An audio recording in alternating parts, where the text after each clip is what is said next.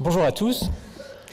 Je suis très heureux d'être là avec vous et je tiens déjà à remercier le conseil scientifique, Rémi, pour toutes les discussions que nous avons déjà eues sur ces sujets par le passé, et aussi mon collègue et ami, le docteur Hubert Maisonneuve, qui m'a servi de miroir un peu pour la préparation de cette présentation.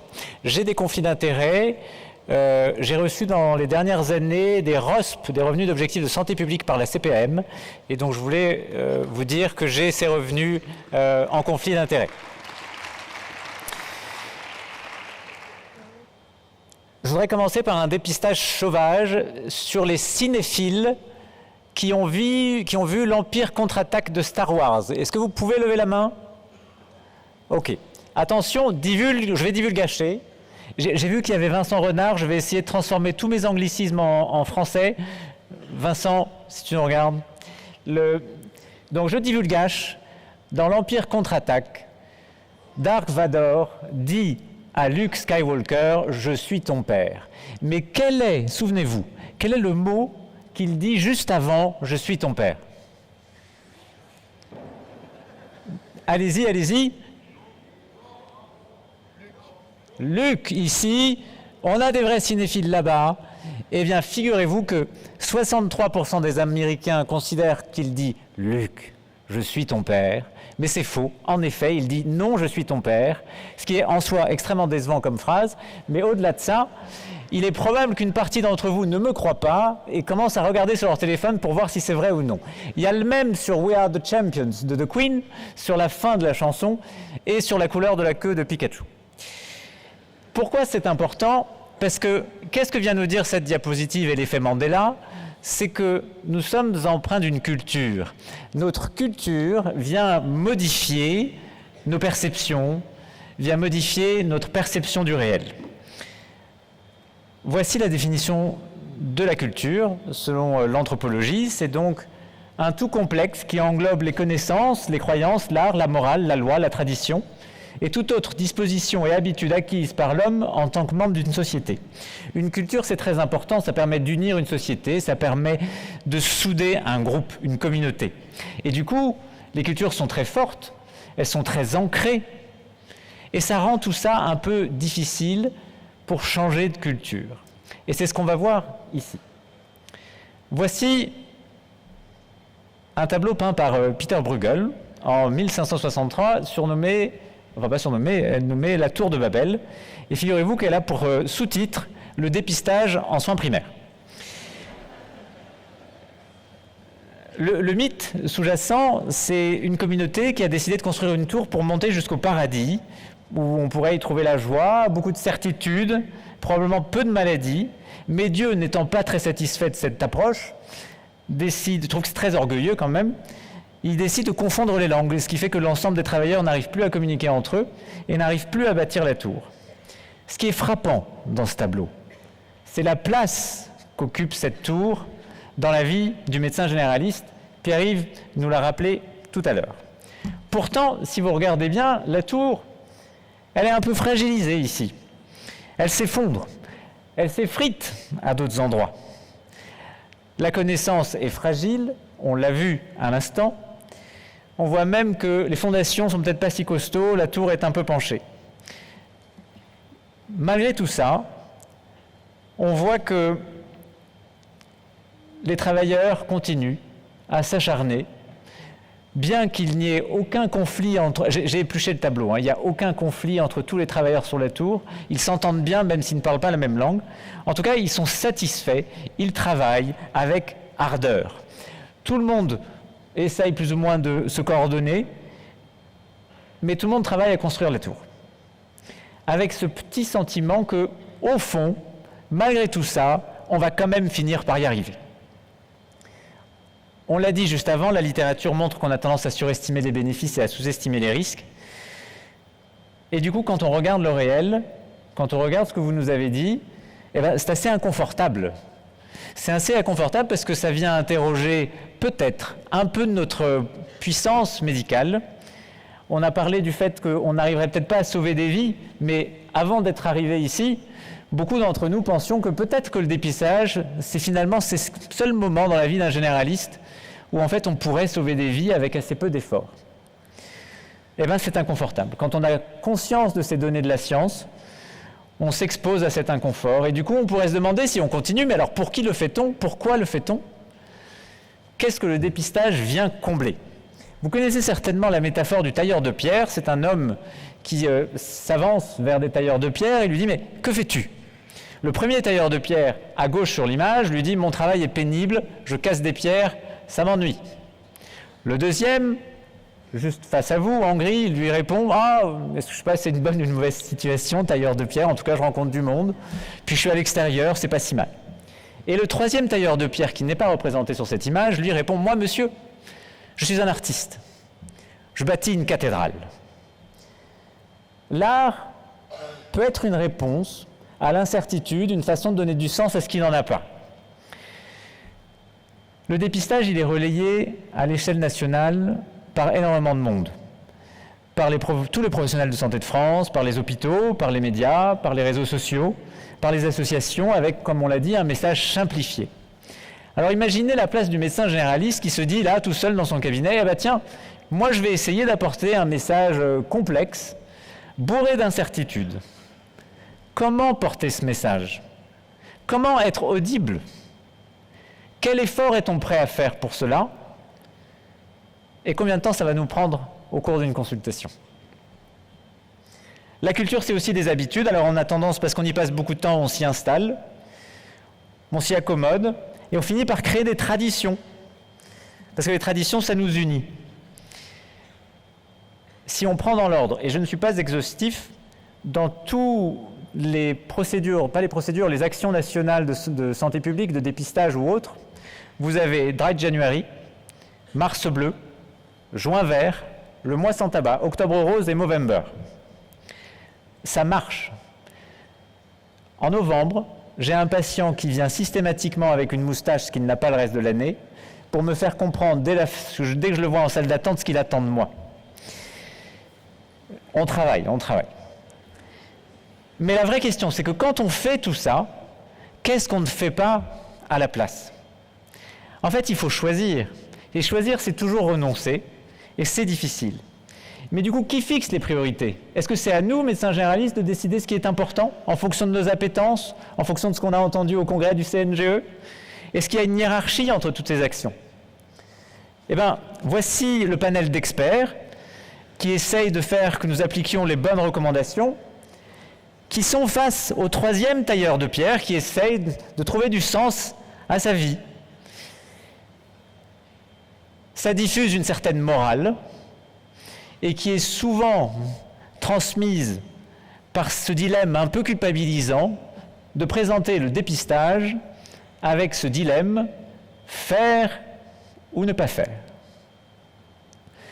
Et c'est oublier qu'il y a une troisième voie. Ne pas faire, c'est pas rien faire. Ne pas faire, ça peut être aussi faire autrement. Décider de ne pas faire du dépistage de la tension artérielle de façon systématique, ça ne veut pas dire qu'en fait on ne s'intéresse pas à la tension artérielle. Mais c'est choisir qu'est-ce que l'on fait et comment. Pour résumer cette première partie, on a vu que le dépistage est donc une culture et qui peut faire relativiser à la fois les données de la science et notre perception du réel. Parce que nous sommes influencés par des croyances, parce que ça peut donner du sens à notre travail, parce que ça nous permet de gérer un inconfort face à l'incertitude et la complexité, et parce que ça peut nous donner l'impression de participer à une communauté de pratique. Mais cet inconfort peut aussi venir des fantômes. Alors les fantômes, ici, ça fait des trucs de fantômes, mais dans la vie, nos fantômes, ça apporte des peurs, et ça nous fait travailler sur nos espérances.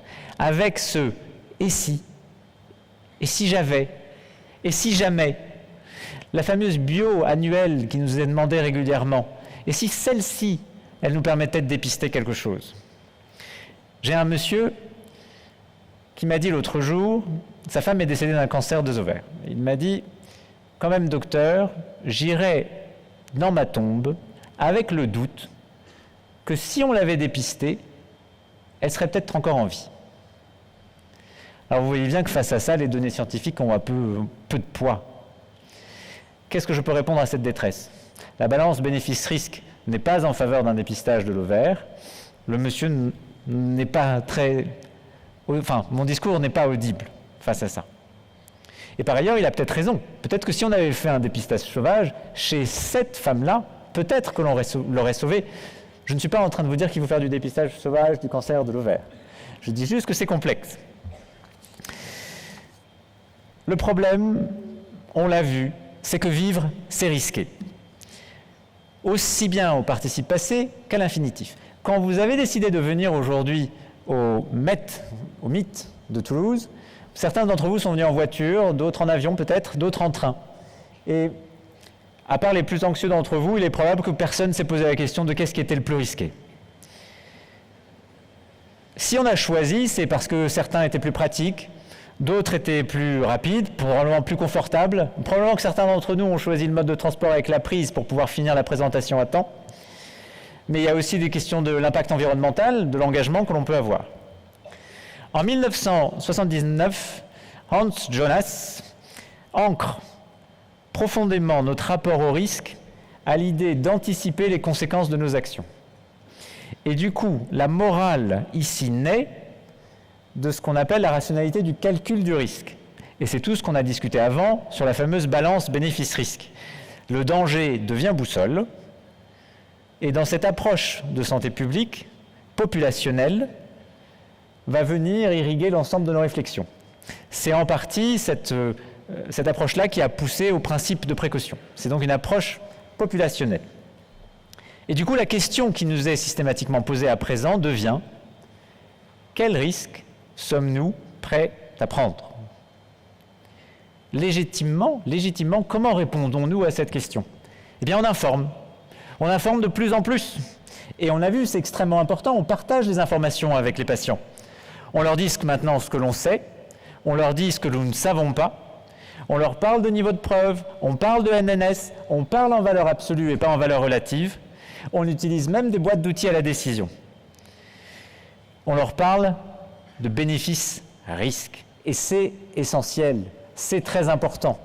On peut se poser la question de notre approche éthique de ne pas faire ça. Et puis c'est satisfaisant. C'est satisfaisant parce qu'on apporte de la science dans la décision. On est un peu à la hauteur de l'enjeu. Et en même temps, on va venir partager notre incertitude. Et en même temps, parfois je me dis que si jamais ça se passait mal, eh ben je serais couvert parce qu'il est informé et bien informé. On a tous eu ce patient qui est là et qui nous dit, après cette phase d'information sur les bénéfices-risques, et qui nous dit « Merci docteur, c'était très bien. Mais vous, qu'en pensez-vous » On sait, et la littérature le montre, que l'information neutre n'est pas nécessairement ce que les patients veulent. Ils considèrent que la meilleure information est celle qui est délivrée par la personne qu'ils ont choisie. Et donc ça dit bien que plutôt que de pousser à une prise de décision sur une évaluation du risque, il y a probablement un enjeu sur l'habilité du contrôle. Comment on contrôle sa vie ? Pourquoi ? Parce que, on l'a dit, les anxieux des maladies vont utiliser les données et les informations pour pouvoir faire plus de dépistage, et on va aller vers le surdiagnostic. Les anxieux du dépistage, ils vont utiliser les informations pour alimenter leur anxiété, et on va les retrouver dans un immobilisme complètement agité. Et qu'est-ce qu'on fait de ces patients qui prennent le large ? Ces patients qui en ont marre de nous entendre parler, en fait, de toutes ces informations qu'on leur diffuse, ceux qui finalement, par notre pratique, on va éloigner du soin. Donc on l'a vu, la place du dépistage est énorme, mais c'est aussi la question de la place que l'on donne au dépistage. Comment on l'alimente ? Et le problème, c'est que ça nous empêche de voir les autres éléments qui sont aussi importants sur le tableau. À gauche, vous voyez un village.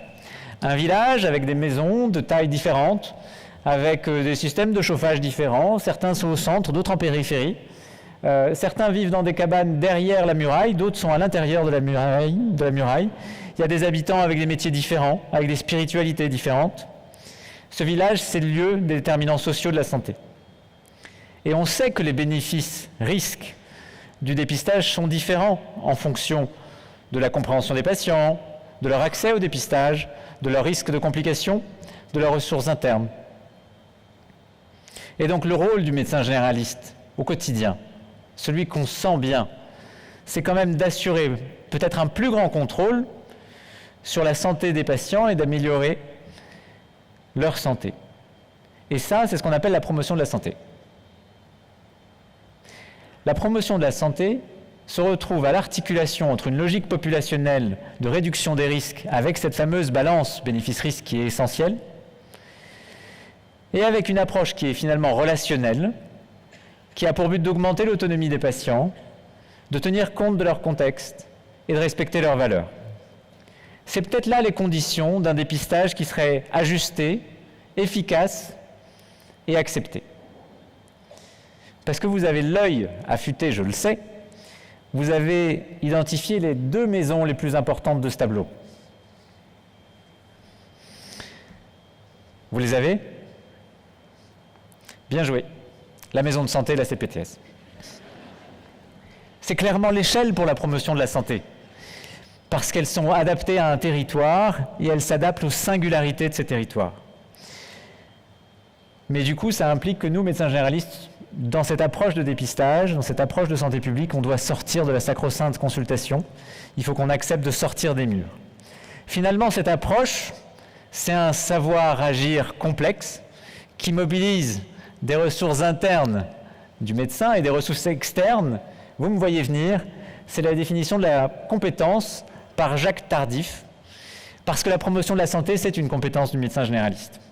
Dans un monde qui est le nôtre, avec l'intelligence artificielle, avec un monde avec la post-vérité, où la liberté de chacun devient plus importante que le réel et que la vérité, ça nous oblige à connaître les données de la science, à comprendre le réel, à travailler sur nos mythes, pour pouvoir sortir d'une injonction, d'un dépistage qui serait « est-ce que je fais ou est-ce que je ne fais pas ?», mais pour aller vers une augmentation de la capacité d'agir de nos patients. L'enjeu, attention, l'enjeu est de travailler sur nos référentiels métiers, qui rappellent l'éducation à la santé et le dépistage, qui n'intègrent pas encore la promotion de la santé. Pour conclure, j'ai envie de vous dire que le dépistage, c'est donc bien une culture qui peut aveugler parfois les raisons pour lesquelles nous agissons, mais dans un monde fini, où le temps est compté, où on doit tenter une gestion responsable des dépenses, où on doit tenir compte des données de la science, faire un choix, c'est sortir de cette injonction basée sur le risque et de se concentrer peut-être plus sur les besoins et les valeurs des patients. Changer de culture, c'est interroger notre identité professionnelle et c'est faire le choix de nos valeurs que l'on traduira dans nos pratiques. Parce que changer de culture, c'est nécessairement en adopter une autre. J'ai confiance en vous.